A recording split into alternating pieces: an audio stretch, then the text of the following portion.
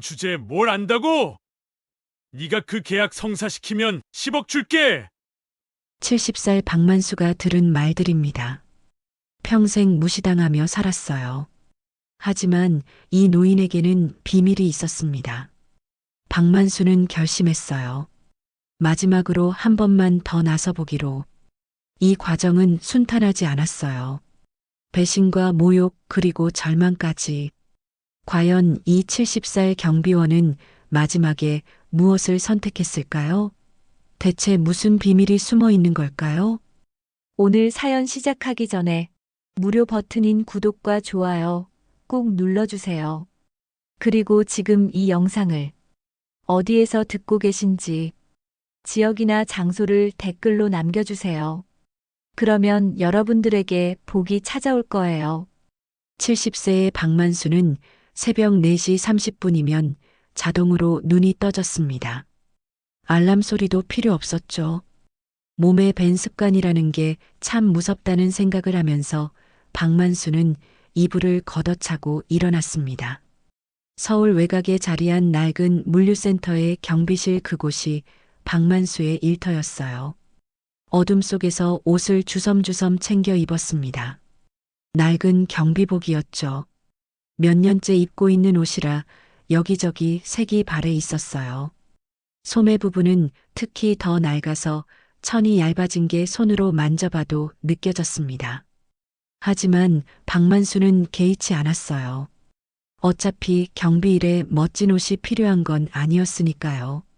사방이 고요한 새벽 공기를 가르며 박만수는 경비실 문을 열었습니다.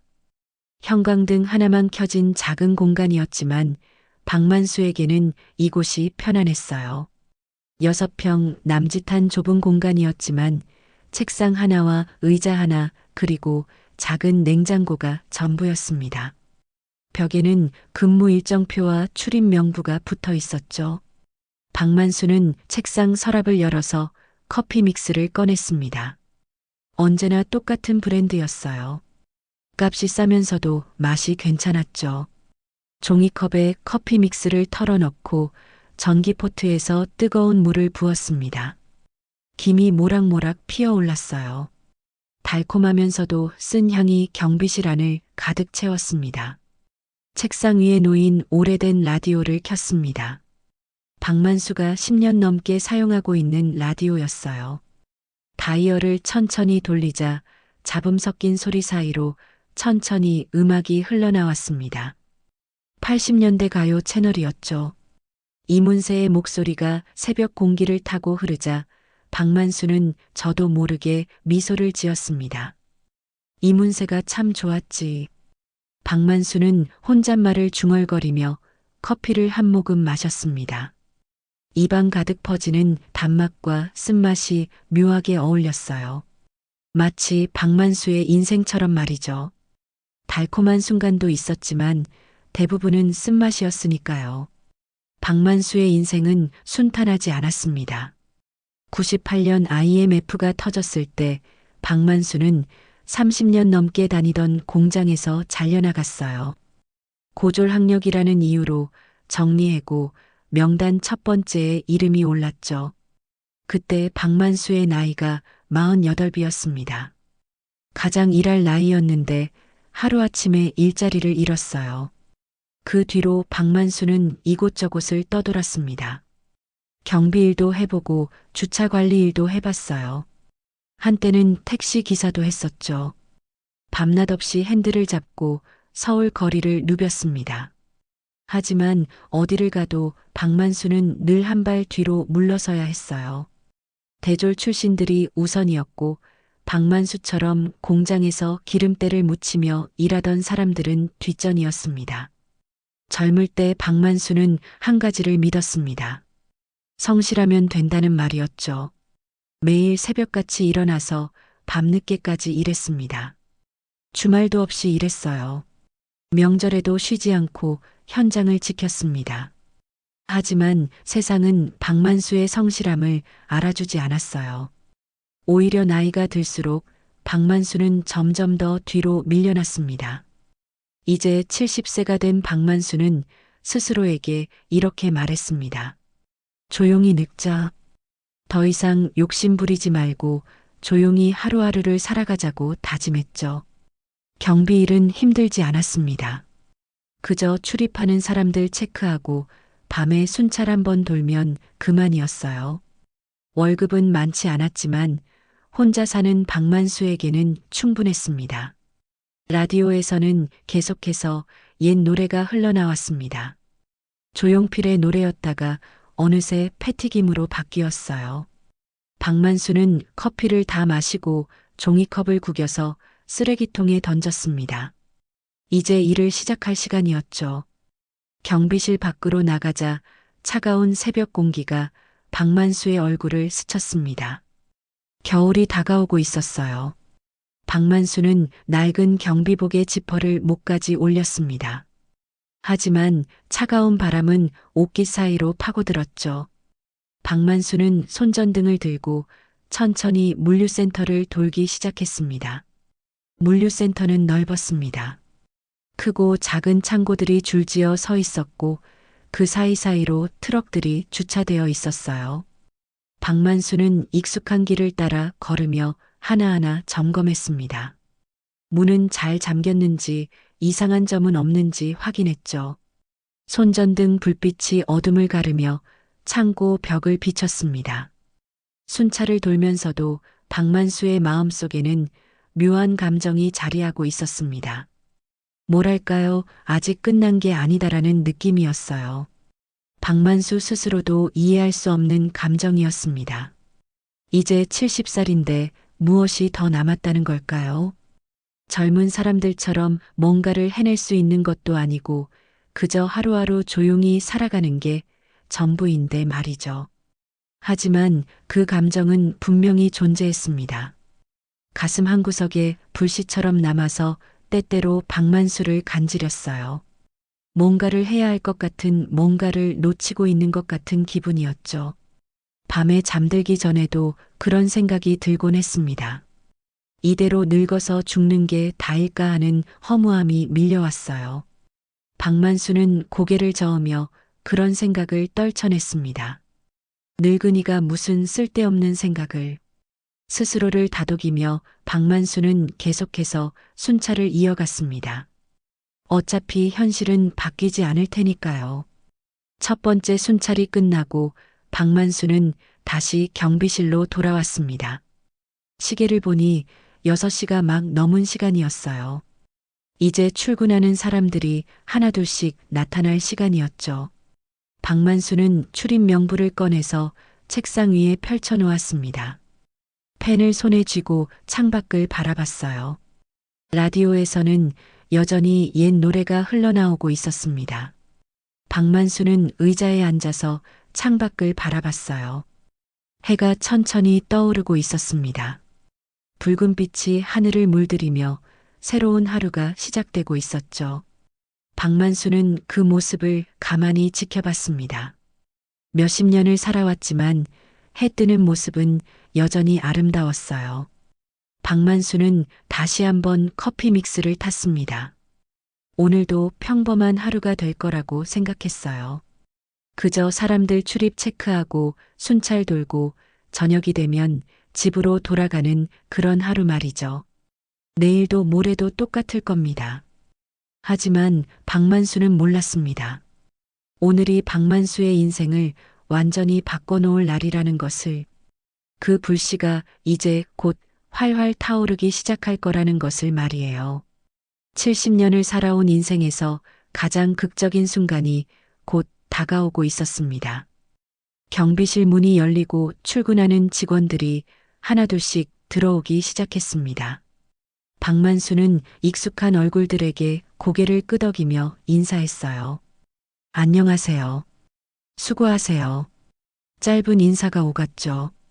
박만수는 출입 명부에 이름을 적으며 평소처럼 일과를 시작했습니다. 물류센터는 점점 분주해지기 시작했습니다. 트럭들이 들어오고 직원들이 분주하게 움직였어요. 박만수는 그런 모습을 지켜보며 커피를 한 모금씩 마셨습니다. 라디오에서는 여전히 옛 노래가 흘러나왔고 박만수는 가만히 그 멜로디에 귀를 기울였어요. 오늘도 그저 평범한 하루겠거니 생각하면서 말이죠. 오전 9시가 넘어서자 물류센터는 완전히 활기를 띠었습니다. 트럭들이 쉴 새 없이 드나들었고 직원들은 분주하게 짐을 옮겼어요. 박만수는 경비실 창문 너머로 그 모습을 바라보며 오늘도 똑같은 하루가 흘러가는구나 생각했습니다. 그런데 오전 10시쯤 평소와 다른 일이 벌어졌어요. 물류센터 본사 건물에서 급한 연락이 왔습니다. 중요한 서류를 회장실로 급히 전달해야 한다는 내용이었죠. 평소에는 직원들이 직접 가져가지만 오늘따라 모두 바빠서 박만수에게 부탁이 온 겁니다. 제가 가져다 드릴게요. 박만수는 서류 봉투를 받아들었습니다. 물류센터 본사 건물은 경비실에서 걸어서 10분 정도 거리에 있었어요. 박만수는 낡은 경비복 차림 그대로 서류를 품에 안고 걸어갔습니다. 오랜만에 본사 건물에 가는 거였죠. 본사 건물은 물류센터와는 분위기가 완전히 달랐습니다. 유리로 된 외벽이 햇빛을 반사하며 반짝였고 로비에는 대리석 바닥이 깔려 있었어요. 양복 입은 직원들이 바삐 오가는 모습이 보였습니다. 박만수는 문득 자신의 낡은 경비복이 눈에 띄는 것 같아서 조금 움츠러들었어요. 엘리베이터를 타고 12층으로 올라갔습니다. 회장실이 있는 층이었죠. 엘리베이터 문이 열리자 고급스러운 복도가 나타났습니다. 두꺼운 카펫이 깔려 있었고 벽에는 비싼 그림들이 걸려 있었어요. 박만수는 조심스럽게 복도를 걸었습니다. 왠지 자신이 이곳에 있으면 안 될 것 같은 기분이 들었죠. 회장실 앞에 도착했을 때 박만수는 문 앞에서 잠시 멈춰 섰습니다. 문을 두드려야 하나 망설이고 있었는데 문틈 사이로 목소리가 들려왔어요. 여러 사람이 회의를 하고 있는 것 같았습니다. 박만수는 노크하려다가 무심코 귀를 기울였어요. 회장님, 해외 물류 계약 건이 정말 심각합니다. 한 남자의 다급한 목소리가 들렸습니다. 박만수는 서류를 손에 쥔 채 그 자리에 서 있었어요. 들으려고 한 건 아니었지만 목소리가 너무 또렷하게 들렸죠. 5천억 원 규모의 계약인데 상대방이 조건을 자꾸 바꾸고 있습니다. 이대로 가면 계약이 무산될 수도 있어요. 5천억이라는 숫자에 박만수는 눈을 크게 떴습니다. 상상도 할 수 없는 금액이었어요. 박만수는 평생 그런 돈을 만져본 적도 없었죠. 해외 물류선 프로젝트라는 게 그렇게 간단한 게 아닙니다. 상대방이 요구하는 조건이 너무 까다로워요. 다른 사람의 목소리가 이어졌습니다. 박만수는 그 말을 듣는 순간 이상한 느낌이 들었어요. 해외 물류선 프로젝트라는 단어가 묘하게 익숙했습니다. 어디서 들어본 것 같았죠. 박만수는 기억을 더듬었습니다. 그러다가 문득 30년 전 일이 떠올랐어요.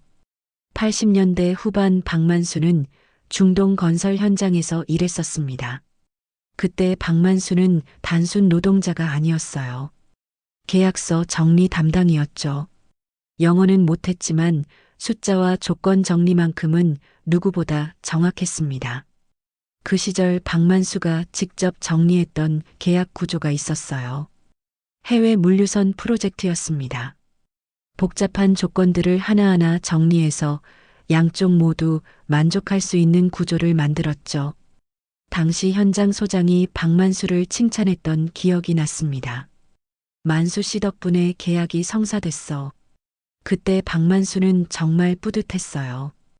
회장실 안에서는 계속해서 대화가 이어졌습니다. 박만수는 그 내용을 듣다가 점점 더 확신이 들었어요. 지금 회의실에서 이야기하는 프로젝트 구조가 자신이 30년 전에 다뤘던 것과 거의 똑같다는 것을 말이죠. 박만수의 심장이 빨리 뛰기 시작했습니다. 자신도 모르게 입술이 바짝 말랐어요. 문득 이런 생각이 들었습니다. 내가 한번 말해볼까? 하지만 곧 고개를 저었죠. 경비원이 무슨 계약을 안다고. 스스로를 타이르며 박만수는 다시 문을 두드리려고 했습니다. 그런데 그때 박만수의 입이 먼저 움직였어요. 그 계약 제가 한번 나서봐도 될까요? 박만수는 자신도 놀랐습니다. 왜 그런 말이 나왔는지 모르겠어요. 그냥 입에서 튀어나왔습니다. 회장실 안이 갑자기 조용해졌어요. 몇 초간 침묵이 흘렀죠. 문이 벌컥 열렸습니다. 양복을 입은 한 남자가 박만수를 쳐다봤어요. 인상을 찌푸리고 있었습니다. 누구세요? 무슨 소리를 하는 겁니까? 박만수는 당황해서 말을 더듬었습니다. 저는 경비실에서 서류를 가져왔는데요. 그 남자는 박만수의 낡은 경비복을 위아래로 훑어봤어요. 비웃는 표정이었죠. 경비원이 무슨 계약 이야기를 하는 겁니까? 서류만 두고 가세요. 하지만 회장실 안쪽에서 다른 목소리가 들렸습니다. 들어오라고 해. 60대로 보이는 남자였습니다. 회장 최도연이었어요. 최도연은 박만수를 쳐다보며 눈을 가늘게 떴습니다. 경비원이 계약을 안다고요? 재미있네. 뭘 안다는 겁니까? 박만수는 떨리는 목소리로 말했습니다. 그 해외 물류선 프로젝트요. 제가 옛날에 그런 일을 해본 적이 있어서요. 회의실 안에 있던 사람들이 웃음을 터뜨렸습니다. 비웃는 웃음이었어요. 한 임원이 말했죠. 경비원이 계약을? 이거 오늘 들을 만한 이야기네요. 최도연 회장도 코웃음을 쳤습니다. 경비원이 계약을 한다고요? 정말 재미있는 말이군요. 최도연은 박만수를 쳐다보며 비웃듯이 말했어요. 그래요, 경비원 아저씨. 그럼 이렇게 합시다. 네가 그 계약 성사시키면 10억 줄게요. 회의실 안은 웃음바다가 되었습니다.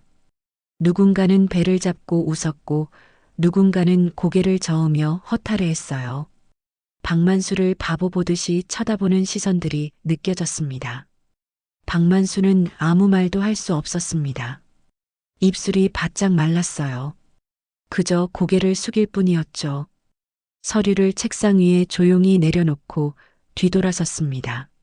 수고하세요, 경비원 아저씨. 10억 받으러 다시 오세요. 뒤에서 누군가가 크게 외쳤습니다. 회의실 안에서는 계속해서 웃음소리가 들렸어요. 박만수는 복도를 걸으며 귀가 뜨겁게 달아올랐습니다. 창피했어요. 왜 괜한 말을 했을까 후회가 밀려왔죠. 엘리베이터를 타고 내려오면서 박만수는 자신의 얼굴을 만져봤습니다. 뜨거웠어요. 부끄러움과 분노가 뒤섞인 감정이었죠. 경비원은 경비원일 뿐이구나, 그런 생각이 들었습니다. 하지만 박만수의 심장은 여전히 세차게 뛰고 있었습니다. 이상했어요. 창피하고 분했는데 동시에 뭔가 뜨거운 감정이 가슴속에서 타오르고 있었습니다. 자신도 설명할 수 없는 감정이었죠.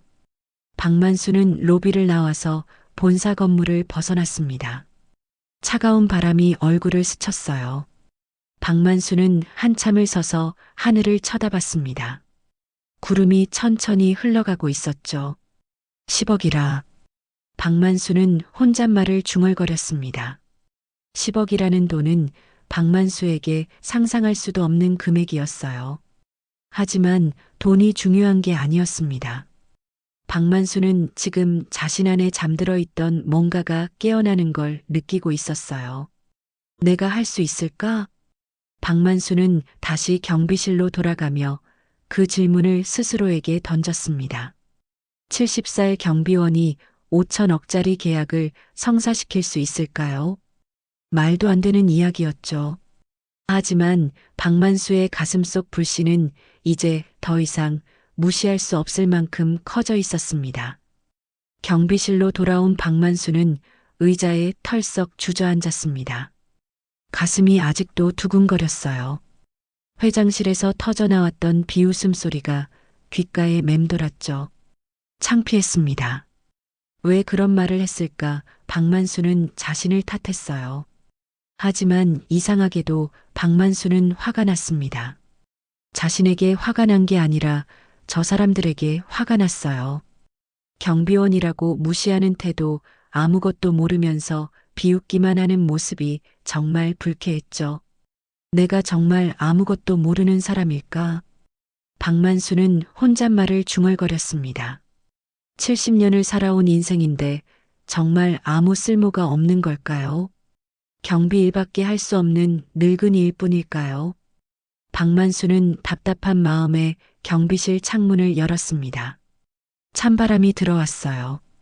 그날 저녁 퇴근 시간이 되자 박만수는 집으로 향했습니다.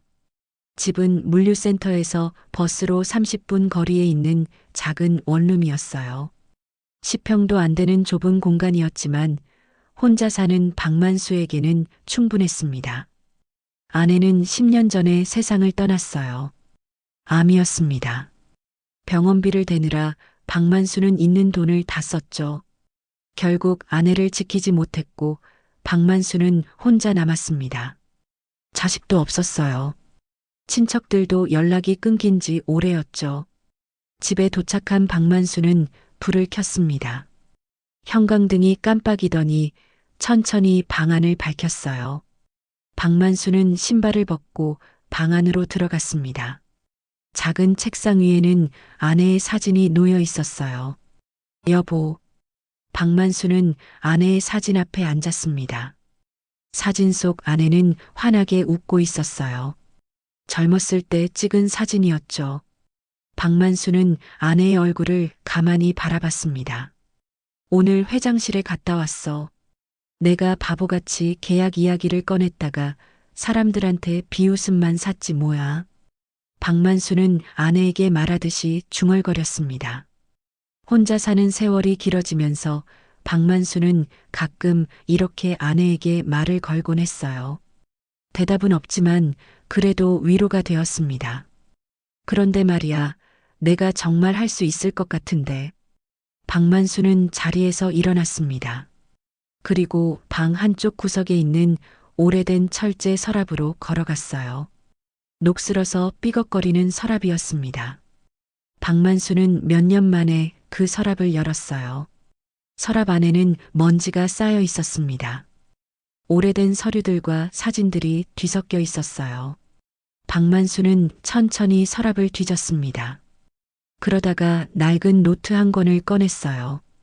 표지가 누렇게 바랜 노트였습니다. 1987년이라고 적혀 있었어요. 박만수가 중동 건설 현장에서 일하던 시절의 노트였죠. 박만수는 노트를 펼쳤습니다. 삐뚤빼뚤한 글씨가 빼곡하게 적혀 있었어요. 당시 박만수는 40대 초반이었습니다. 공장 일을 하다가 중동으로 건너갔어요. 돈을 벌기 위해서였죠. 중동 현장은 힘들었지만 박만수는 열심히 일했습니다. 처음에는 단순 노동자로 시작했어요. 하지만 박만수는 숫자에 밝았습니다. 계산이 빨랐고 정리정돈도 잘했어요. 현장 소장이 그걸 알아보고 박만수에게 특별한 일을 맡겼습니다. 계약서 정리였죠. 영어는 전혀 몰랐습니다. 하지만 숫자는 만국 공통어였어요. 박만수는 계약서에 나온 숫자들을 꼼꼼히 정리했습니다. 조건들을 하나하나 따져보고 빠진 게 없는지 확인했어요. 양쪽 모두에게 유리한 조건을 찾아냈죠. 특히 해외 물류선 프로젝트가 그랬습니다. 복잡한 계약이었어요. 여러 나라가 얽혀 있었고 조건도 까다로웠죠. 하지만 박만수는 그 복잡한 구조를 풀어냈습니다. 리스크를 줄이고 양쪽 모두 만족할 수 있는 구조를 만들었어요. 그땐 내가 계약서 정리 담당이었지. 박만수는 노트를 넘기며 옛 기억을 떠올렸습니다. 당시 현장 소장이 박만수를 칭찬했던 기억이 생생했어요. 만수 씨 덕분에 계약이 성사됐어. 당신은 진짜 천재야. 그때 박만수는 정말 뿌듯했습니다. 하지만 그것도 잠시였어요. 계약이 끝나고 박만수는 다시 한국으로 돌아왔습니다. 공장으로 복귀했죠. 중동에서의 경험은 아무도 알아주지 않았어요. 박만수는 그저 평범한 공장 노동자로 돌아갔습니다. 박만수는 노트를 천천히 읽어 내려갔습니다. 그러다가 문득 박만수는 손을 멈췄어요. 노트에 적힌 내용이 오늘 회장실에서 들었던 이야기와 너무 비슷했던 겁니다. 이거 똑같잖아. 박만수는 노트를 다시 자세히 봤습니다. 해외 물류선 프로젝트의 구조계약 조건, 리스크 관리 방법까지 30년 전 박만수가 정리했던 내용이 지금 회사가 추진하고 있는 프로젝트와 거의 같았어요. 박만수는 깨달았습니다. 지금 회사가 추진 중인 프로젝트가 자신이 30년 전에 직접 짰던 모델을 그대로 따라하고 있다는 것을 말이죠. 아니, 어쩌면 누군가가 그때 박만수의 모델을 베껴서 쓰고 있는지도 몰랐습니다. 박만수의 심장이 다시 빨리 뛰기 시작했습니다. 손이 떨렸어요. 노트를 꽉 쥐었습니다. 이건 우연이 아니었어요. 박만수는 이 계약을 알고 있었습니다. 어떤 부분이 위험한지, 어떻게 풀어야 하는지 알고 있었어요. 내가 할 수 있어. 박만수는 떨리는 목소리로 말했습니다. 70살 경비원이지만 이 계약만큼은 박만수가 누구보다 잘 알고 있었어요. 30년 전의 지식이 이제야 빛을 발할 순간이 온 겁니다. 박만수는 책상 앞에 앉았습니다. 노트를 펼쳐놓고 종이와 펜을 꺼냈어요. 그리고 조용히 자료를 정리하기 시작했습니다. 30년 전의 기억을 하나하나 되살리며 지금 회사가 놓치고 있는 부분들을 적어 내려갔죠. 밤이 깊어졌습니다. 하지만 박만수는 멈추지 않았어요. 계속해서 펜을 움직였습니다. 숫자를 정리하고 조건을 따졌어요. 리스크를 분석하고 해결책을 찾아냈습니다. 시계를 보니 새벽 2시가 넘어 있었습니다. 박만수는 피곤했지만 이상하게 힘이 났어요. 오랜만에 느끼는 감정이었습니다. 뭔가를 해낼 수 있다는 확신, 자신이 쓸모 있다는 느낌이었죠. 박만수는 아내의 사진을 쳐다봤습니다. 사진 속 아내는 여전히 환하게 웃고 있었어요. 여보, 나 이번엔 제대로 해볼게. 내가 할 수 있는 걸 보여줄 거야. 박만수는 다시 노트로 시선을 돌렸습니다. 그리고 계속해서 자료를 정리했어요. 새벽이 되어서야 박만수는 펜을 내려놓았습니다. 정리가 끝났어요. 박만수는 정리된 자료를 보며 작은 미소를 지었습니다. 이제 준비가 됐어요. 내일 출근하면 이 자료를 회사에 전달할 생각이었죠. 비웃음을 샀지만 박만수는 포기하지 않을 겁니다. 밖에서는 새벽 새소리가 들렸습니다. 하루가 시작되고 있었어요. 박만수는 창문을 열고 차가운 새벽 공기를 마셨습니다. 가슴속 불씨가 이제 활활 타오르고 있었어요. 다음 날 아침 박만수는 평소보다 일찍 눈을 떴습니다. 새벽 3시였어요. 어젯밤 늦게까지 자료를 정리했는데도 잠이 오지 않았습니다. 가슴이 두근거렸어요. 오늘 회사에 자료를 전달할 생각을 하니 긴장되면서도 기대가 됐죠. 박만수는 일어나서 세수를 했습니다. 거울에 비친 자신의 얼굴을 봤어요. 주름이 가득했고 흰머리도 많았습니다. 70살 노인의 얼굴이었죠. 하지만 눈빛만큼은 달랐어요. 어제와는 다른 빛이 났습니다. 경비복을 입고 박만수는 어젯밤 정리한 자료를 가방에 챙겼습니다. 두툼한 서류 뭉치였어요. 박만수는 한 번 더 확인하고 조심스럽게 가방을 닫았습니다. 그리고 집을 나섰어요. 물류센터에 도착한 시간은 새벽 4시였습니다. 평소보다 30분 빨랐죠. 경비실 불을 켜고 박만수는 가방에서 자료를 꺼냈습니다. 책상 위에 펼쳐놓고 다시 한번 꼼꼼히 읽어봤어요. 빠진 게 없는지 틀린 게 없는지 확인했습니다. 오전 9시가 되자 박만수는 자료를 들고 본사 건물로 향했습니다. 어제 창피를 당했던 곳이었어요. 하지만 박만수는 주저하지 않았습니다. 이번엔 제대로 된 자료를 가지고 왔으니까요. 본사 건물 12층에 도착해서 박만수는 회장 비서실로 갔습니다. 젊은 여직원이 책상에 앉아 있었어요. 박만수가 다가가자 여직원은 고개를 들었습니다. 무슨 일이세요? 여직원의 목소리는 차가웠습니다. 박만수의 낡은 경비복을 보더니 별로 반갑지 않다는 표정이었어요. 저 회장님께 전달할 자료가 있는데요.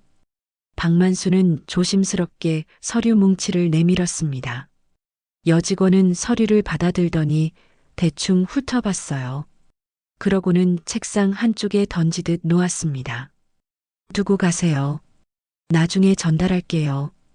여직원은 다시 자신의 일을 시작했습니다. 박만수를 쳐다보지도 않았어요. 박만수는 입술을 깨물었습니다. 무시당하는 게 익숙했지만 그래도 기분은 좋지 않았죠. 저 이 자료가 정말 중요한데요. 꼭 회장님께. 알았다니까요. 나중에 전달한다고 했잖아요. 여직원은 짜증 섞인 목소리로 말했습니다. 박만수는 더 이상 말할 수 없었어요. 그저 고개를 숙이고 비서실을 나왔습니다. 경비실로 돌아오는 내내 박만수는 마음이 무거웠습니다. 자료를 전달하긴 했지만 제대로 읽힐지 걱정이었어요. 어쩌면 쓰레기통에 버려질지도 모른다는 생각이 들었죠. 하지만 박만수가 모르는 사이에 뭔가가 움직이고 있었습니다. 비서실에 놓여 있던 박만수의 자료를 누군가가 발견한 겁니다. 실무팀에서 일하는 과장 김태준이었어요. 김태준은 30대 중반의 젊은 직원이었습니다. 해외 물류 계약을 담당하고 있었죠. 그날 오후 김태준은 비서실에 들렀다가 우연히 박만수의 자료를 봤어요. 처음에는 대수롭지 않게 생각했습니다. 경비원이 쓴 자료라니. 하지만 호기심에 한 장 넘겨봤죠. 김태준의 표정이 변했습니다. 자료를 계속 넘겨봤어요. 페이지를 넘길수록 김태준의 눈이 커졌습니다. 믿을 수 없다는 표정이었죠. 이거 우리가 놓친 리스크를 정확히 짚었네. 김태준은 중얼거렸습니다. 자료에는 현재 계약 구조의 문제점이 상세하게 적혀 있었어요. 게다가 해결 방안까지 제시되어 있었습니다. 전문가 수준이었죠. 김태준은 급히 자료를 들고 회장실로 향했습니다. 회장 최도연은 회의 중이었어요. 하지만 김태준은 기다릴 수 없었습니다. 급한 일이라고 말하며 회의실 문을 두드렸죠. 들어오세요. 최도연의 목소리가 들렸습니다. 김태준은 문을 열고 들어갔어요. 회의실에는 임원들이 둘러앉아 있었습니다. 회장님, 이 자료 좀 보셔야 할 것 같습니다. 김태준은 박만수의 자료를 최도연에게 건넸습니다. 최도연은 인상을 찌푸리며 자료를 받아들었어요. 뭔데 이렇게 급해? 해외 물류 계약건입니다. 누군가 우리가 놓친 리스크를 정확히 분석했습니다. 최도연은 자료를 펼쳤습니다. 첫 페이지를 보더니 최도연도 표정이 변했어요. 자료를 계속 넘겨봤습니다. 회의실은 조용해졌죠. 임원들도 긴장한 표정으로 최도연을 쳐다봤습니다.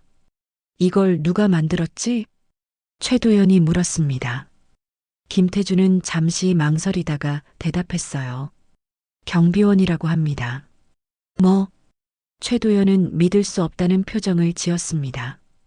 임원들도 술렁거렸어요. 어제 회장실에 왔던 그 경비원 말입니까? 한 임원이 물었습니다.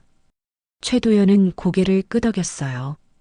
그리고 자료를 다시 봤습니다. 경비원이 이걸 만들었다고? 최도연은 믿기지 않았지만 자료의 내용은 완벽했습니다. 현재 계약 구조의 허점을 정확히 짚어냈고 해결 방안도 구체적이었어요.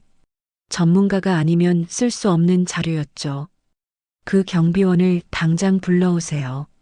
최도연이 명령했습니다. 김태주는 고개를 끄덕이고 회의실을 나갔어요. 잠시 후 박만수는 경비실에서 급한 연락을 받았습니다. 회장실로 오라는 내용이었죠. 박만수는 놀랐어요. 자료를 읽은 건가 하는 기대감이 들었습니다. 동시에 긴장도 됐어요. 박만수는 경비복을 털어내고 회장실로 향했습니다. 엘리베이터를 타고 12층에 올라갔어요. 회의실 문 앞에 서자 박만수의 심장이 빨리 뛰었습니다. 노크를 하고 문을 열었습니다. 회의실 안에는 양복을 입은 임원들이 앉아 있었어요. 박만수는 낡은 경비복 차림이었습니다. 구두도 낡아서 여기저기 해졌죠. 어색했습니다. 박만수는 마치 다른 세계에 들어온 것 같은 기분이었어요. 앉으세요. 최도연이 말했습니다. 박만수는 조심스럽게 의자에 앉았어요. 손이 떨렸습니다. 이 자료를 당신이 만들었습니까? 최도연이 물었습니다. 박만수는 고개를 끄덕였어요. 네, 제가 만들었습니다. 어떻게 이런 자료를 만들 수 있었죠? 최도연의 목소리에는 의심이 섞여 있었습니다. 박만수는 천천히 설명했어요.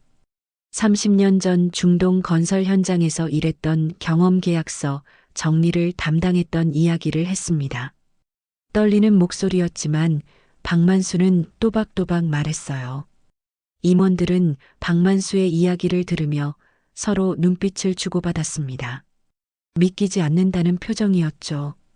하지만 자료는 거짓말을 하지 않았어요. 이 자료에 나온 리스크 분석 설명해 보세요. 최도연이 말했습니다. 박만수는 숨을 깊이 들이마셨어요. 그리고 설명하기 시작했습니다. 계약 구조의 문제점, 환율 변동, 리스크, 물류 지연 가능성까지. 박만수의 설명은 명확했고 논리는 단단했습니다. 회의실은 점점 조용해졌어요. 임원들은 박만수의 말에 귀를 기울였습니다. 처음에는 무시하려던 태도가 점점 진지해졌죠. 최도연은 말을 잃었습니다. 경비원의 입에서 나오는 말이라고는 믿기지 않았어요. 전문가 수준이었습니다. 경비원 주제에 최도연이 중얼거렸습니다. 하지만 곧 말을 바꿨어요. 아니, 이건 전문가 수준이야. 박만수는 가슴이 뜨거워졌습니다. 처음으로 누군가 자신의 가치를 인정해주는 순간이었어요. 70년을 살아오며 이런 순간은 처음이었습니다. 잠깐이었지만 희망이 보였어요. 박만수는 자신이 아직 쓸모 있는 사람이라는 걸 느꼈습니다. 늙었지만 아직 끝나지 않았다는 걸 깨달았죠. 회의가 끝나고 박만수는 경비실로 돌아왔습니다. 가슴이 벅찼어요. 회장과 임원들 앞에서 자신의 지식을 인정받았습니다. 70년을 살아오며 처음 느껴보는 감정이었죠. 박만수는 경비실 의자에 앉아서 천장을 바라봤어요. 눈가가 뜨거웠습니다. 내가 해냈어. 박만수는 속으로 중얼거렸습니다. 경비원이지만 자신의 가치를 증명했어요. 이제 회사가 계약을 제대로 진행할 수 있을 겁니다. 박만수가 만든 자료 덕분에 말이죠. 그날 저녁 박만수는 평소보다 가벼운 발걸음으로 집에 돌아갔습니다. 집에 도착해서 아내의 사진 앞에 앉았어요. 여보, 나 오늘 인정받았어. 회장이랑 임원들이 내 자료를 보고 놀랐다고. 박만수는 아내에게 말하듯 중얼거렸습니다. 사진 속 아내는 환하게 웃고 있었어요. 박만수도 따라서 웃었습니다. 오랜만에 행복한 밤이었죠. 하지만 박만수는 몰랐습니다. 회사에서 무슨 일이 벌어지고 있는지 말이에요. 다음 날 아침 박만수는 평소처럼 출근했습니다. 경비실에 앉아서 커피를 마시고 있었어요. 그런데 오전 10시쯤 본사 건물에서 연락이 왔습니다. 회장실로 오라는 내용이었죠. 박만수는 기쁜 마음으로 본사 건물로 향했습니다. 어제 회의가 잘 진행된 것 같다는 생각이 들었어요. 어쩌면 정식으로 감사 인사를 받을 수도 있겠다는 기대감이 들었죠. 하지만 회장실에 도착했을 때 분위기가 이상했습니다. 어제와는 완전히 달랐어요. 회장 최도연은 차갑게 박만수를 쳐다보고 있었습니다. 임원들도 냉정한 표정이었죠. 앉으세요. 최도연의 목소리는 냉랭했습니다. 박만수는 의아해하며 앉았어요. 뭔가 잘못됐다는 느낌이 들었습니다. 박만수 씨, 어제 당신이 제출한 자료에 대해서 확인할 게 있습니다. 최도연이 말했습니다. 박만수는 고개를 끄덕였어요. 어제 회의 후에 과거 기록을 확인해 봤습니다. 당신이 중동 건설 현장에서 일했다는 기록을 찾았어요. 박만수는 긴장했습니다. 최도연의 목소리가 점점 차가워지고 있었어요. 그런데 이상한 점이 있더군요. 당신이 담당했던 계약이 실패로 끝났다는 기록이 있습니다. 박만수는 눈을 크게 떴습니다. 뭐라고요? 그건 아닌데요. 여기 기록을 보세요. 한 임원이 서류를 내밀었습니다. 박만수는 서류를 받아들었어요. 서류에는 박만수가 담당했던 프로젝트가 실패했고 현장에서 쫓겨났다고 적혀 있었습니다. 이건 사실이 아닙니다. 제가 정리한 계약은 성공했어요. 박만수는 황급히 해명했습니다. 하지만 임원들은 고개를 저었어요. 기록이 이렇게 나와 있는데 뭘 믿으라는 겁니까? 한 임원이 차갑게 말했습니다. 박만수는 당황했어요. 누군가 기록을 조작한 게 분명했습니다. 하지만 증명할 방법이 없었죠. 게다가 말입니다. 또 다른 임원이 말했습니다. 50대 초반으로 보이는 남자였어요. 부사장 강민석이었습니다. 어제 회의 후에 제가 자료를 다시 검토했습니다. 그런데 이 자료 사실 제가 이미 구상하고 있던 내용이더군요. 박만수는 믿을 수 없다는 표정을 지었습니다. 무슨 말씀이십니까? 제가 며칠 전부터 이 계약 구조를 분석하고 있었습니다. 당신이 제출한 자료는 제 아이디어를 베낀 것 같은데요. 강민석의 말에 박만수는 할 말을 잃었습니다. 말도 안 되는 소리였어요. 박만수가 만든 자료를 강민석이 자신의 것이라고 우기는 겁니다. 그건 제가 만든 겁니다.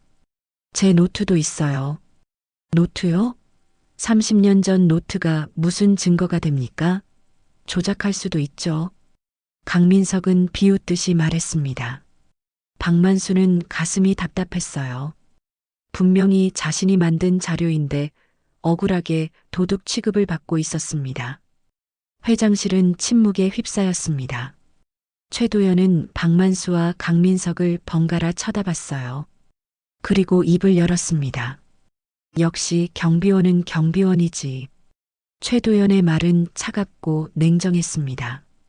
박만수는 가슴이 무너지는 것 같았어요. 아무리 그럴듯한 자료를 가져와도 경비원이 전문가를 이길 순 없어요. 강 부사장이 분석한 내용을 경비원이 우연히 흉내낸 것으로 보입니다. 회장님, 그건 아닙니다. 제가 정말... 박만수는 항변하려 했지만 최도연은 손을 들어 박만수를 막았습니다. 이제 그만 나가세요. 오해를 일으켜서 죄송하지만 앞으로는 경비 일만 하세요. 박만수는 더 이상 말할 수 없었습니다.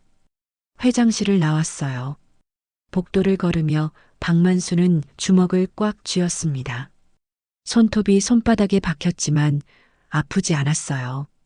마음이 너무 아팠으니까요.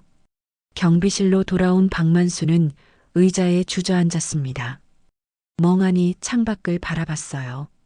어제까지만 해도 희망이 보였습니다. 자신이 쓸모 있는 사람이라고 느꼈어요. 하지만 하루 만에 모든 게 무너졌죠. 박만수는 책상 서랍을 열었습니다. 개인 물건들이 몇 개 있었어요. 낡은 머그컵 사진 한 장 수첩. 박만수는 그것들을 천천히 꺼냈습니다. 그리고 가방에 넣었어요. 이제 끝이구나. 박만수는 생각했습니다. 더 이상 여기서 일할 수 없었어요. 얼굴을 들고 다닐 수가 없었습니다. 도둑 취급을 받은 마당에 어떻게 계속 경비 일을 하겠습니까? 해가 지고 있었습니다. 경비실 창문 너머로 노을이 보였어요. 붉은 노을이 하늘을 물들이고 있었습니다. 박만수는 그 노을을 가만히 바라봤어요.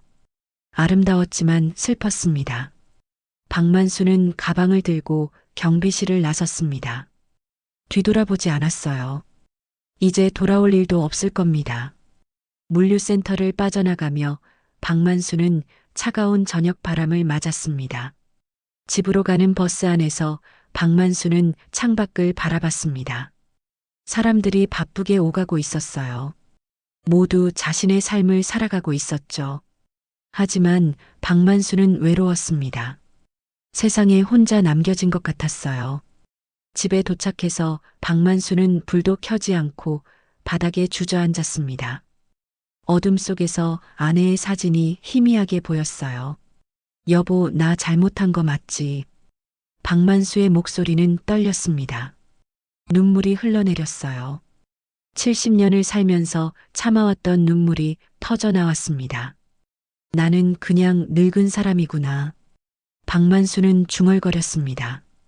평생 성실하게 살았지만 결국 아무것도 아니었어요. 경비원 주제에 큰 꿈을 꿨던 겁니다.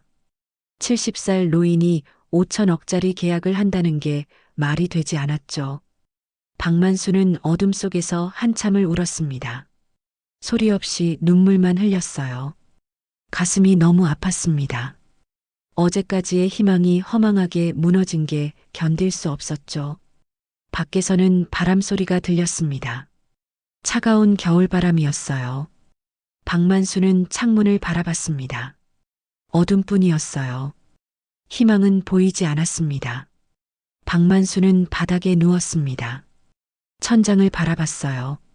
천장에는 작은 얼룩들이 있었습니다. 박만수는 그 얼룩들을 가만히 쳐다봤어요. 아무 생각도 하고 싶지 않았습니다. 시간이 흘러갔습니다. 밤이 깊어갔어요. 하지만 박만수는 움직이지 않았습니다. 그저 어둠 속에 누워있을 뿐이었죠. 모든 게 끝난 것 같았습니다. 박만수는 며칠간 집에서 나오지 않았습니다. 밥도 제대로 먹지 않았어요. 그저 침대에 누워서 천장만 바라봤죠. 전화도 받지 않았습니다. 세상과 단절된 것 같았어요. 사흘째 되는 날 박만수는 겨우 일어났습니다. 화장실 거울에 비친 자신의 모습을 봤어요. 수염이 덥수룩하게 자라 있었고 눈은 충혈되어 있었습니다. 초라한 모습이었죠. 박만수는 세수를 했습니다. 찬물이 얼굴을 적셨어요. 조금 정신이 드는 것 같았습니다. 거울을 다시 봤어요. 여전히 초라했지만 그래도 조금은 나아 보였습니다. 냉장고를 열었습니다. 먹을 게 별로 없었어요. 김치 몇 조각과 계란이 전부였습니다. 박만수는 라면을 끓였어요. 오랜만에 먹는 음식이었죠. 맛은 없었지만 그래도 배는 채워졌습니다. 라면을 먹고 나서 박만수는 아내의 사진 앞에 앉았습니다. 영정 사진이었어요. 10년 전 아내가 세상을 떠난 후 박만수는 이 사진을 늘 곁에 두고 있었습니다. 여보, 나 잘못한 거 아니지? 박만수는 떨리는 목소리로 말했습니다. 아내의 사진은 변함없이 환하게 웃고 있었어요. 박만수는 그 미소를 바라보며 눈물이 났습니다. 내가 뭘 잘못했길래 이렇게까지 당해야 하는 거야? 박만수는 평생 성실하게 살았습니다. 남을 속이거나 해친 적이 없었어요. 그저 묵묵히 일만 했죠. 하지만 세상은 박만수에게 잔인했습니다. 나이 들었다고 배우지 못했다고 경비원이라고 무시했어요. 내가 그냥 조용히 살 걸 그랬나 봐. 박만수는 중얼거렸습니다. 괜히 나섰다가 더 큰 상처만 받았어요. 차라리 경비 일이나 하면서 조용히 늙을 걸 그랬다는 후회가 밀려왔습니다. 그때였습니다. 핸드폰이 울렸어요. 박만수는 핸드폰을 쳐다봤습니다. 모르는 번호였어요. 박만수는 받지 않으려 했습니다.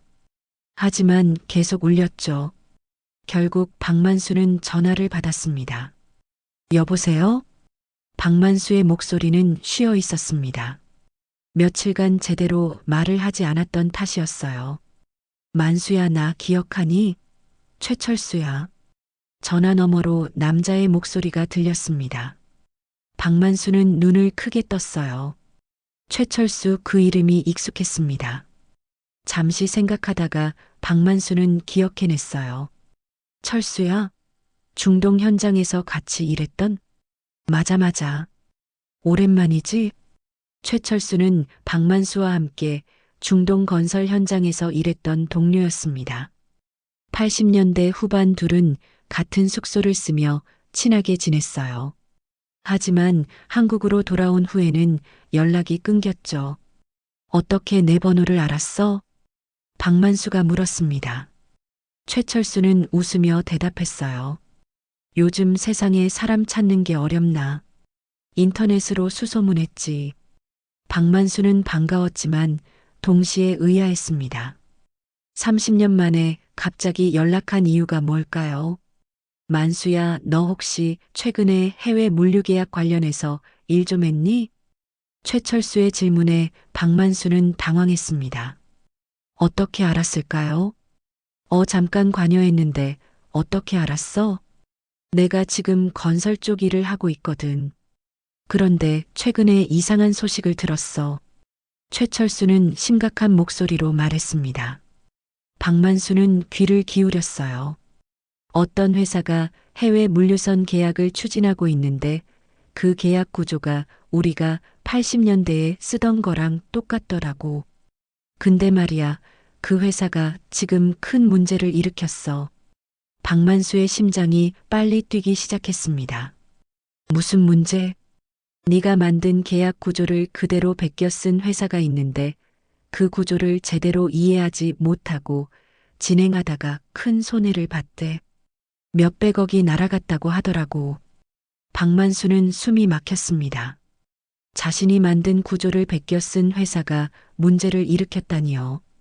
만수야, 네가 만든 그 계약 구조는 정말 훌륭했어. 하지만 그걸 제대로 이해 못하고 쓰면 위험하지. 네가 그때 얼마나 꼼꼼하게 만들었는데. 최철수의 말을 듣는 순간 박만수는 깨달았습니다. 자신의 가치는 남이 인정해줘서 생기는 게 아니었어요. 이미 그 안에 있었던 겁니다. 회장이 무시하고 임원들이 비웃었지만 박만수가 만든 건 진짜였어요. 철수야. 박만수의 목소리가 떨렸습니다. 최철수는 계속 말했어요. 만수야, 너는 진짜 실력자야. 학벌이 없어서 나이가 많아서 무시당했을지 몰라도 너는 누구보다 뛰어난 사람이었어. 그때 현장 소장이 얼마나 너를 칭찬했는데. 만수 씨 없으면 우리 프로젝트 못한다고 했잖아. 박만수는 눈물이 흘러내렸습니다. 누군가 자신을 알아봐 주는 게 이렇게 고마울 줄 몰랐어요. 나 지금 다 포기하려고 했어. 박만수는 솔직하게 말했습니다. 최철수는 한숨을 쉬었어요. 만수야, 포기하지 마. 너는 아직 끝난 사람이 아니야. 70살이 뭐 어때서? 내 머릿속에 있는 지식은 아무도 못 따라와. 전화를 끊고 박만수는 한참을 멍하니 앉아 있었습니다. 최철수의 말이 귓가에 맴돌았어요. 너는 아직 끝난 사람이 아니야. 그 말이 박만수의 가슴에 와닿았습니다. 박만수는 아내의 사진을 다시 봤습니다. 아내는 여전히 환하게 웃고 있었어요. 박만수는 아내에게 말했습니다. 여보, 나 한 번 더 해볼게. 이번에는 제대로 해볼 거야. 박만수는 자리에서 일어났습니다. 그리고 옷장을 열었어요. 구석에 걸려있던 정장을 꺼냈습니다. 10년 전 아내 장례식 때 입었던 옷이었어요. 먼지가 쌓여 있었지만 털어내면 괜찮을 것 같았습니다. 박만수는 정장을 펼쳐서 침대 위에 놓았습니다. 그리고 거울을 봤어요. 수염을 깎아야겠다는 생각이 들었습니다. 머리도 다듬어야 했어요. 박만수는 화장실로 가서 수염을 깎기 시작했습니다. 면도날이 피부를 스쳤어요. 조심스럽게 수염을 밀어냈습니다. 거울에 비친 얼굴이 조금씩 깨끗해졌어요. 수염을 다 깎고 박만수는 샤워를 했습니다. 뜨거운 물이 몸을 적셨어요. 며칠간 쌓인 피로가 씻겨나가는 것 같았습니다. 박만수는 오랜만에 상쾌한 기분을 느꼈어요. 샤워를 마치고 박만수는 정장을 입었습니다. 조금 헐렁했어요. 살이 빠진 탓이었죠. 하지만 그래도 괜찮았습니다.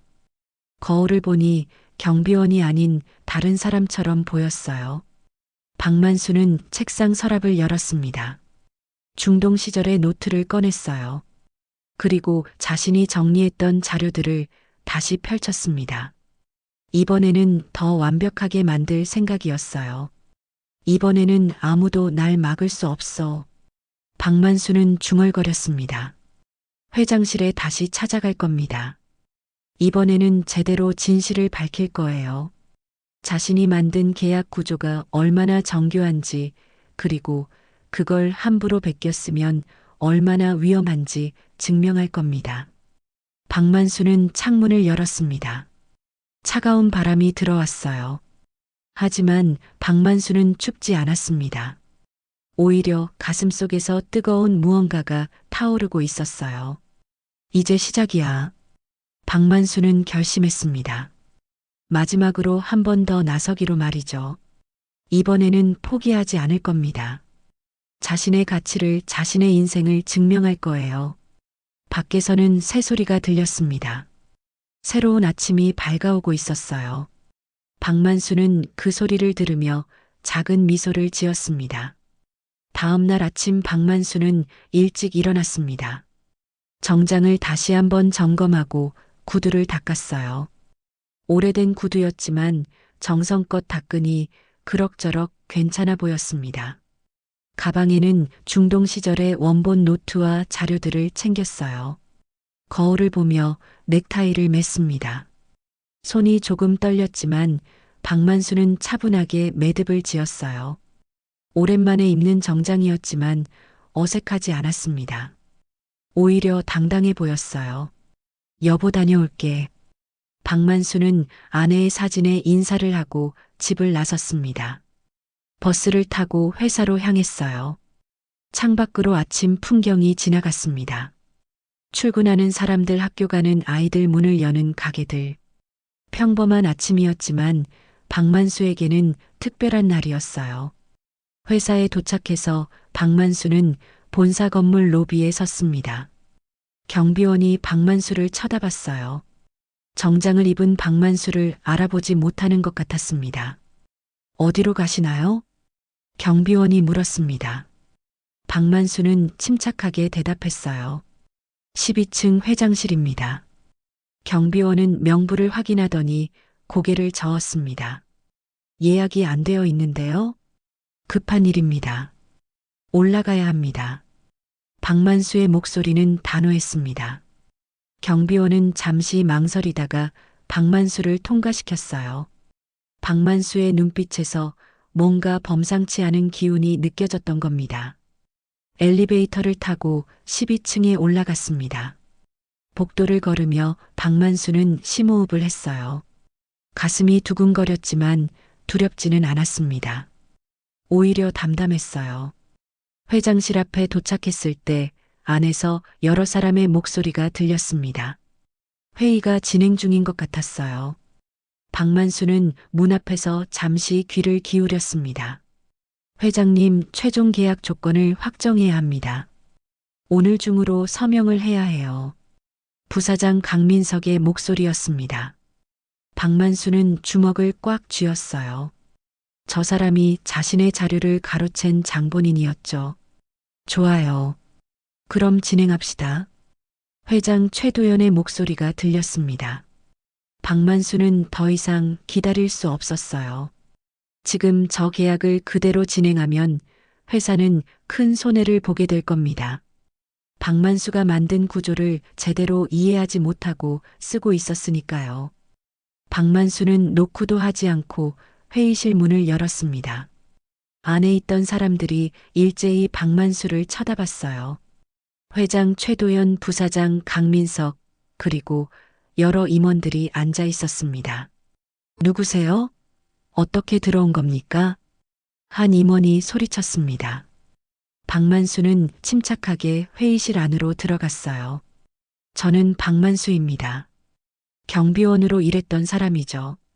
최도연은 눈을 가늘게 떴습니다. 당신이 왜 여기 있죠? 이 계약 그대로 진행하면 2년 안에 터집니다. 박만수의 말에 회의실이 술렁거렸습니다. 강민석이 비웃으며 말했어요. 또 헛소리를 하러 왔습니까? 경비원 주제에 무슨 계약을. 주제라는 말은 그만하세요. 박만수는 강민석을 똑바로 쳐다봤습니다. 목소리는 조용했지만 힘이 있었어요. 제가 만든 계약 구조를 당신이 제대로 이해도 못하고 쓰고 있다는 걸 증명하러 왔습니다. 박만수는 가방에서 노트를 꺼냈습니다. 1987년이라고 적힌 낡은 노트였어요. 그리고 회의 테이블 위에 펼쳐놓았습니다. 이게 뭡니까? 최도연이 물었습니다. 박만수는 노트를 가리키며 설명했어요. 이건 제가 30년 전 중동 건설 현장에서 직접 정리한 계약 구조입니다. 지금 당신들이 추진하는 계약과 똑같은 구조죠. 박만수는 노트를 펼쳤습니다. 삐뚤빼뚤한 글씨로 빼곡하게 적혀 있었어요. 숫자와 조건들이 정교하게 정리되어 있었습니다. 이 구조는 단순해 보이지만 굉장히 복잡합니다. 환율 변동, 물류 지연 상대국 법률까지 모두 고려해야 해요. 한 가지라도 놓치면 큰 손해를 봅니다. 박만수는 차분하게 설명했습니다. 임원들은 노트를 쳐다보며 진지한 표정을 지었어요. 지금 당신들이 추진하는 계약에는 치명적인 빈틈이 있습니다. 환율 변동 조항을 잘못 설정했어요. 이대로 가면 1년 안에 수백억이 날아갑니다. 박만수는 자신이 준비해온 자료를 하나씩 꺼내 보여줬습니다. 구체적인 숫자와 사례를 제시했어요. 과거 비슷한 계약이 실패한 사례, 그리고 그 원인 분석까지 상세하게 적혀 있었습니다. 회의실은 점점 조용해졌습니다. 임원들은 박만수의 자료를 보며 얼굴이 창백해졌어요. 박만수가 지적한 부분들이 정확했던 겁니다. 이건 우리가 완전히 놓친 부분인데. 한 임원이 중얼거렸습니다. 다른 임원도 고개를 끄덕였어요. 맞습니다. 환율 조항이 잘못 설정되어 있어요. 이대로 진행하면 큰일 납니다. 강민석의 얼굴이 굳어졌습니다. 자신이 가져온 계약안이 엉망이라는 게 드러난 거예요. 강민석은 변명하려 했지만 말이 나오지 않았습니다. 최도연은 박만수를 똑바로 쳐다봤습니다. 당신이 정말 이걸 만들었단 말입니까? 네, 제가 만들었습니다. 박만수는 당당하게 대답했습니다. 그리고 노트를 가리켰어요. 이 노트를 보세요. 제 필체입니다. 30년 전에 제가 직접 손으로 쓴 거예요. 누구도 조작할 수 없습니다. 최도연은 노트를 집어들었습니다. 자세히 들여다봤어요. 오래된 종이 바랜 잉크 삐뚤빼뚤하지만 정교한 글씨, 조작한 흔적은 전혀 없었습니다. 게다가 말입니다. 박만수는 계속 말했습니다. 지난주에 제 동료한테 전화를 받았어요. 중동 현장에서 함께 일했던 최철수라는 사람입니다. 그 사람이 말하더군요. 제가 만든 계약 구조를 베껴 쓴 회사가 최근에 큰 손해를 봤다고요.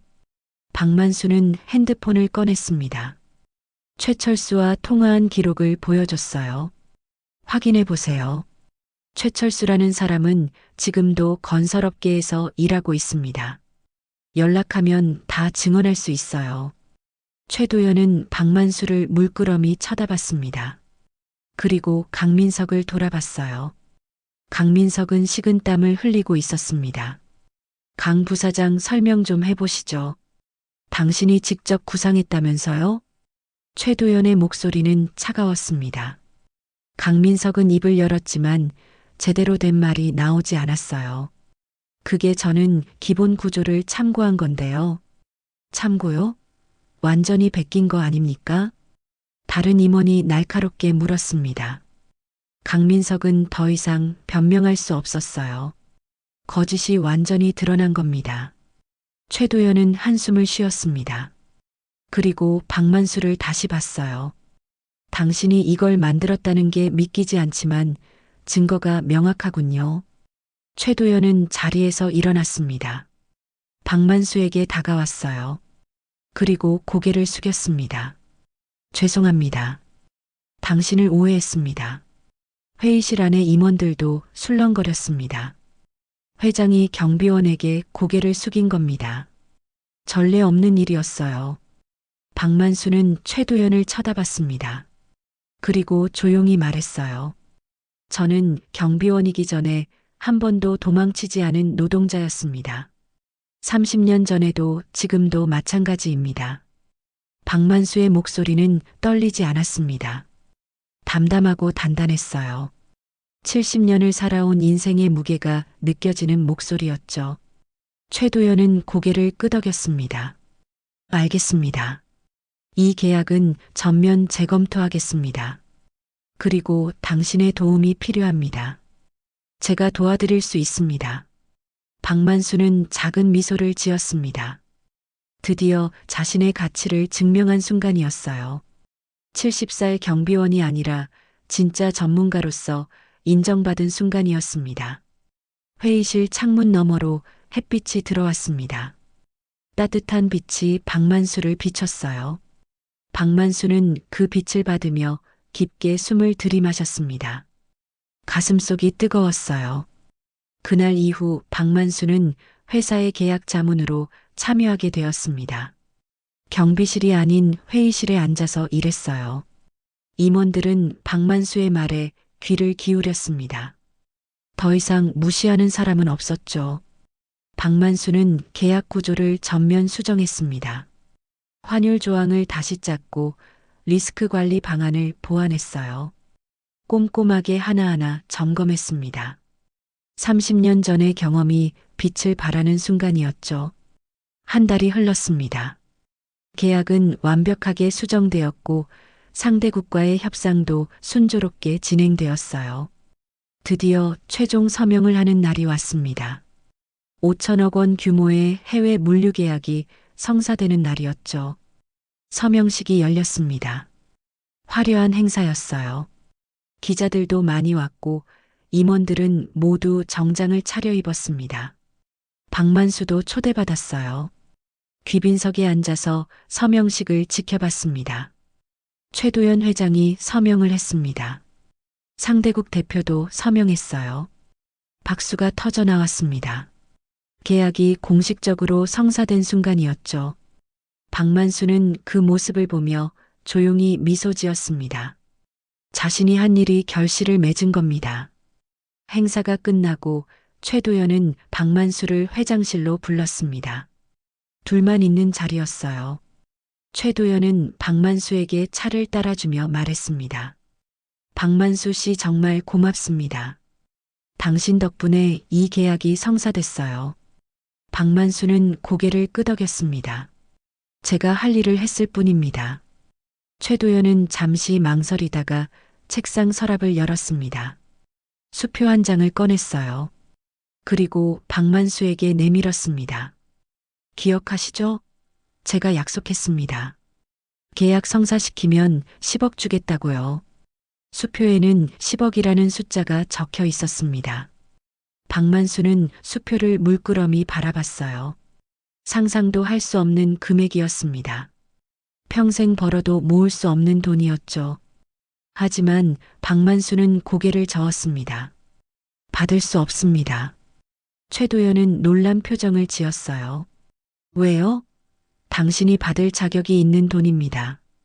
박만수는 잠시 침묵했습니다. 그리고 천천히 입을 열었어요. 돈도 좋습니다. 하지만 저는 다른 게 더 필요합니다. 다른 게요? 최도연이 물었습니다. 박만수는 창밖을 바라봤어요. 물류센터가 보였습니다. 경비실도 보였죠.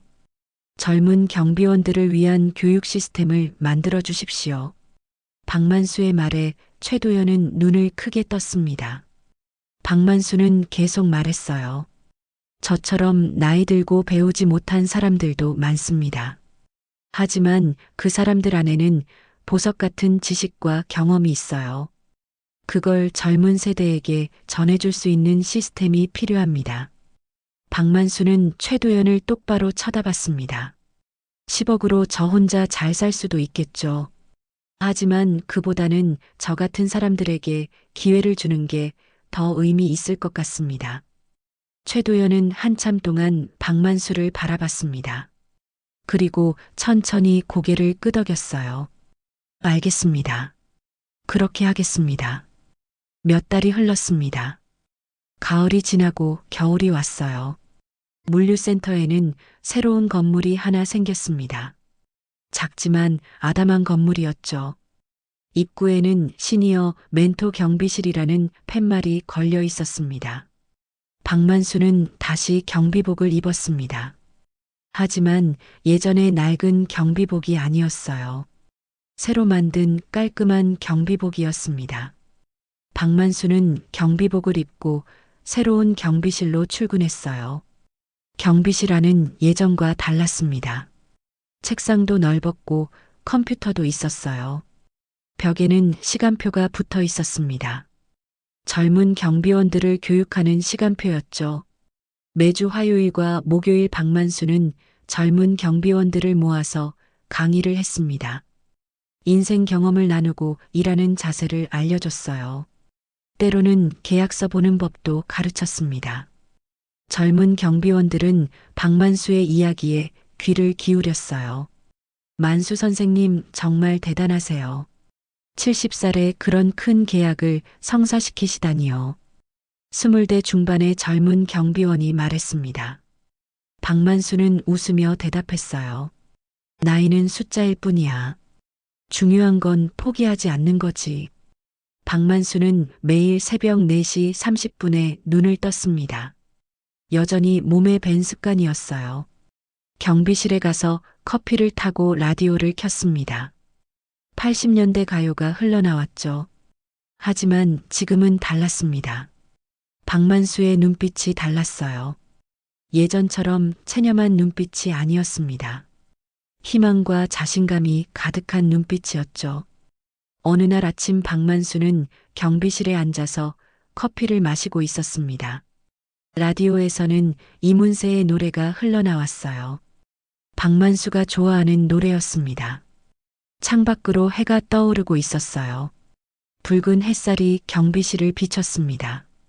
박만수는 그 햇살을 받으며 커피를 한 모금 마셨어요.